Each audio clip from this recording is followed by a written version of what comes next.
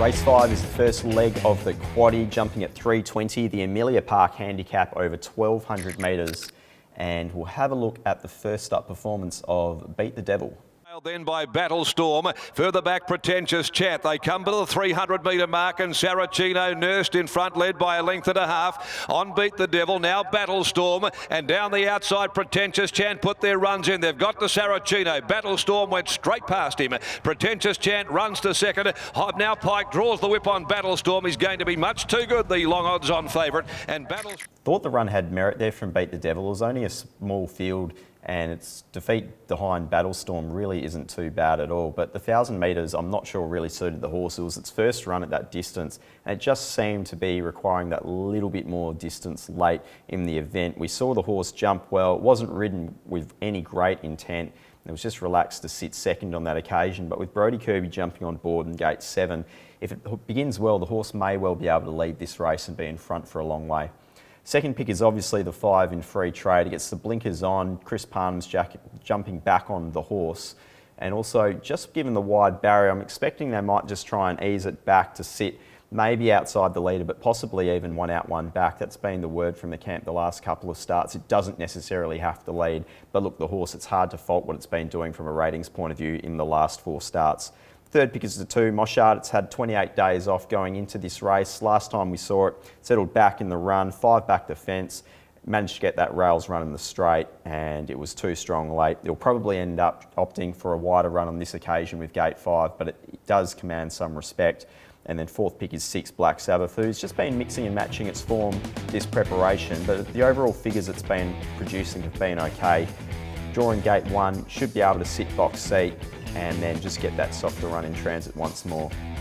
On top in race 5 is 3, Beat the Devil from 5 Free Trade, 2 Moshard and 6 Black Sabbath.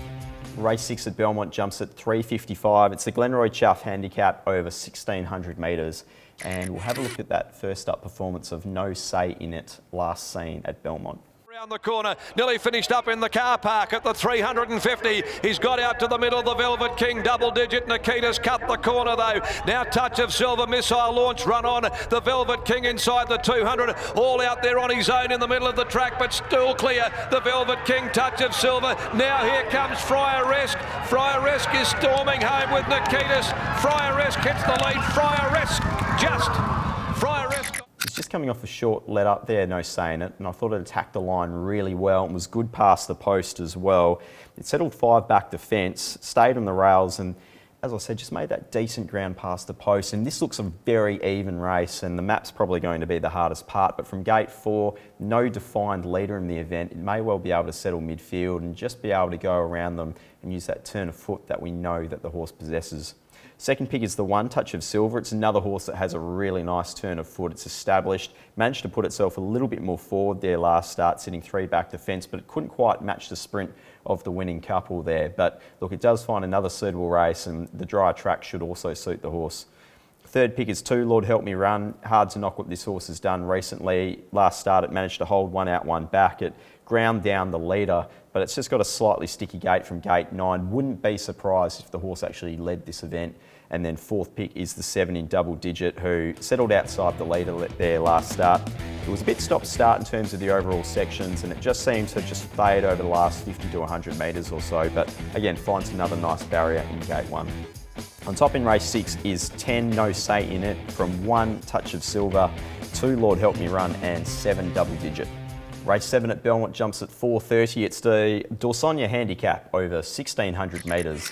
And we'll have a look at the most recent performance of Skin and Tins, last seen at Belmont. Skin and Tins away from the inside, coming after it, followed by Lord Help Me Run, starting to let down. They beat off Lucky Raw, Golgotha defiantly, playing Marika Time to Hunt, running on, Play Hard. In front, joined quickly now though by Lord Help Me Run, shaken up by Kirby to draw level with the leader. Lord Help Me Run, battling back on the inside, Play Hard, Lord Help Me Run. They're going to go to it, tooth and nail. Lord Help Me Run, a treble for Kirby. Didn't mind the performance there of Skin and Tins there last start. The horse itself jumped best in that field. Wasn't ridden with any great intent to lead the race, but was happy to settle in the box seat.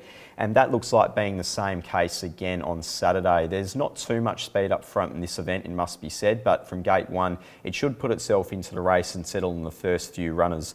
Second pick is the 4, Fred Dag. I'm thinking this horse will start favourite. It should get back into the field like it did last start. The blinkers didn't seem to make too much of a difference, but it came widest in the straight, hit the front and just managed to hold on, but I think it will improve having had that run under its belt. Third pick is the 14, Playing Marika. It's another horse who potentially could lead this event if it begins well. It should be able to just use that early speed and just come across and put itself into a position where it's comfortable. Last time we saw it, came wide in the straight with momentum, seemed to loom up and just peak late. But again, the horse's recent figures have all been very good. Fourth pick is the 6 in Deception Game, who really seemed much better suited their last start, stepping up in distance. Again, it's drawn a bit awkwardly and should probably end up back in the field, but the late sections it recorded, albeit off a slowish tempo, were very impressive indeed. On top in race 7 is the 5 in Skin and Tins from 4, Fred Dag, 14, Playing Marika and 6, Deception Game. That brings us to last. It's race 8 at Belmont, jumping at 5:05, the Crown Perth handicap over 1400 metres. And we'll have a look at the most recent performance of Distant Trilogy, last seen at Belmont. Towards the rail, and Fred Dag is further back in the field when they went by the 300. Recharger still with a nice lead. Recharger by 2, Misty Lad. Mankind now being popped the question. Down the outside, here comes Fred Dag with his run coming around in Distant Trilogy. Wide out Fred Dag. Distant Trilogy have swept up. Fred Dag hit the front from Distant Trilogy. They'll split it, locked together, nothing in it. Distant Trilogy. It's been running in great order so far, this preparation, Distant Trilogy. It's been very consistent so far. It's been producing good figures, finds another suitable race and should get itself into a lovely midfield position here. Last start we saw it just kept finding there late. It just missed out going down narrowly to Fred Dag, but that does look pretty reasonable form coming into this event. And it does look like there's a fair bit of speed up front in this race as well, which I think will suit the horse. Second pick overall is the 7 in Okina Kuri. The horse will probably end up being back in the field given the wide barrier, but it has also been running very consistently so far this preparation, recording good figures, and Willie Pike is sticking, so I'm sure he'll try and navigate a nice passage for that horse coming down the outside. Third pick is a 10 in the Fugazzi. It's returned with a near personal best performance, and I think that puts the horse in good stead for this campaign. It's drawn ideally as well. I'd love to see it settle just that extra pair forward here on Saturday, but the horse itself, I'm looking forward to seeing how it goes in the bigger field.